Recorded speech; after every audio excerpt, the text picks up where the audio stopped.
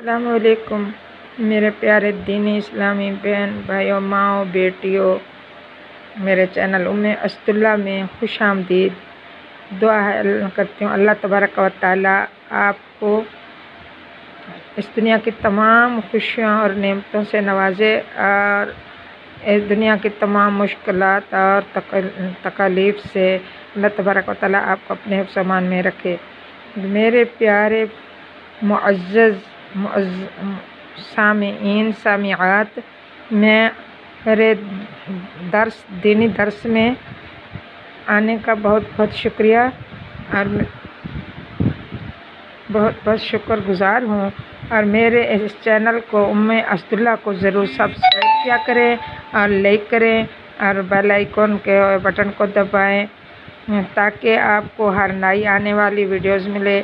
اور میں آپ اور یہ جو ہے اسلامی تاریخیں اور آپ کو اسلامی تاریخوں کی وجہ سے اللہ تبارک و تعالیٰ آپ کو رشد ہدایت کے راستے پر لگائے۔ انما الاعمال بالنیات، اور عملوں کا دارالمدار نیتوں پر ہوتا ہے، اور جیسے ہی نیت ویسے ہی ثواب ملے گا۔ انشاءاللہ آپ اسلام کی بلندی کے لیے نیت کریں گے تو مدد ہو جائے گی اسلام کی، اور ساتھ ساتھ ہماری بھی، اور اللہ تبارک و تعالیٰ اس کا آپ کو اجر عظیم عطا فرمائیں گے۔ نحمدہ و نصلی علی رسولہ الکریم، اما بعد، فاعوذ باللہ من الشیطان الرجیم، بسم اللہ الرحمن الرحیم۔ فَسَيَكْفِيكَهُمُ اللَّهُ وَهُوَ السَّمِيعُ الْعَلِيمُ۔ حضرت، اب میں آپ کو مسلم کی شہادت کے بارے میں کچھ آپ کے نظر ثانی کر رہی ہوں۔ حضرت ہانی جلسہ سے اٹھے،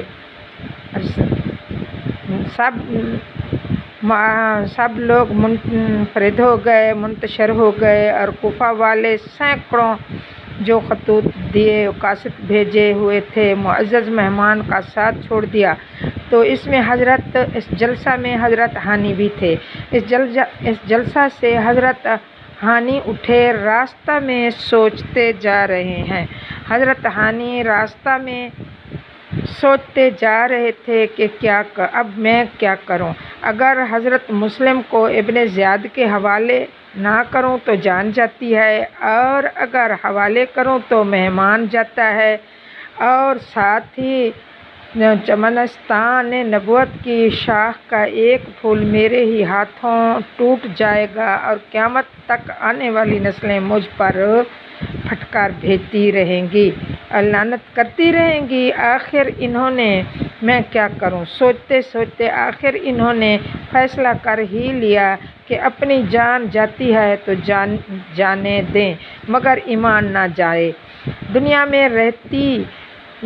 میں رہتی تو نہ سہی میری جان، دنیا میں نے رہنا ہی نہیں، دنیا میں رہنا تو نہ سہی، اور میں کسی صورت بھی حضرت مسلم رضی اللہ تعالیٰ عنہ کو ابن زیاد کے حوالے نہ کروں گا۔ ادھر صبح سے لے کر شام تک ابن زیاد نے انتظار کیا۔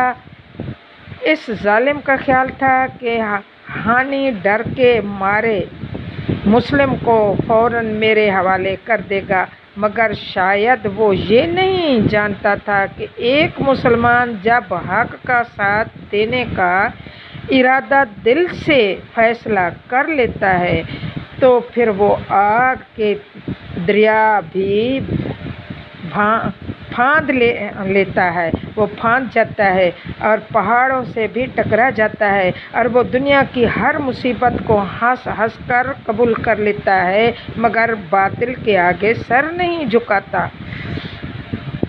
رات ہوئی تو ابن زیاد نے اپنے جاسوس منتقل کر لیے، کچھ رقمیں دے کر اور قاصدوں کو جواہرات دے کر، اور بہت رقموں کے تشت ان کے بھر کر، اور قاصدوں کا لباس پہنا کر حضرت ہانی کے گھر مسلم کا پتہ لگانے کے لیے بھیج دیا گیا۔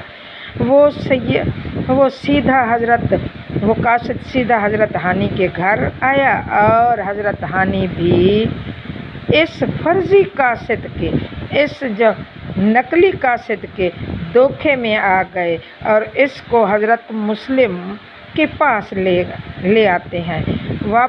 جب لے آتے ہیں واپس آ کر معقل نے ابن زیاد کو ساری بات بتا دی کہ مسلم بن عقیل کے جو ہیں وہ ہانی کے گھر میں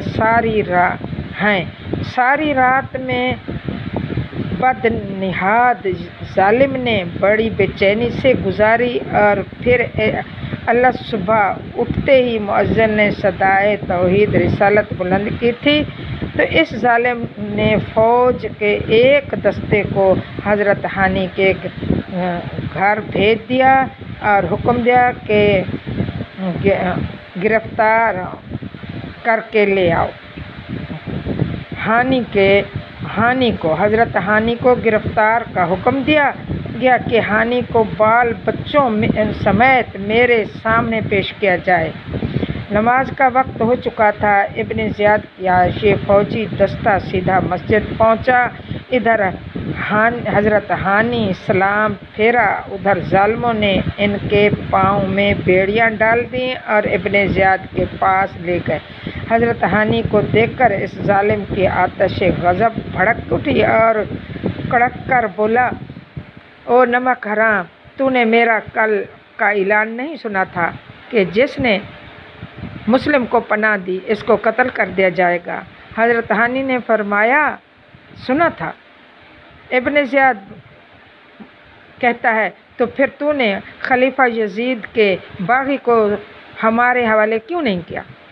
حضرت ہانی فرماتے ہیں، اس لیے کہ میں یزید کو خلیفہ ہی تسلیم نہیں کرتا۔ ابن زیاد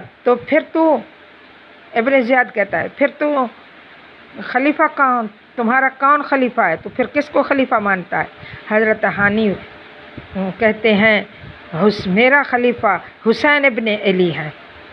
ابن زیاد تو پھر آگ بگولا ہو گیا، کیوں؟ حضرت ہانی، اس لیے کہ حسین نہ صرف یہ کہ حق کا نمونہ ہے بلکہ عین حق ہیں، اور یزید جو ہے نہ صرف یہ کہ باطل پرست ہے بلکہ عین باطل ہے۔ ابن زیاد کہتا ہے، او خبردار،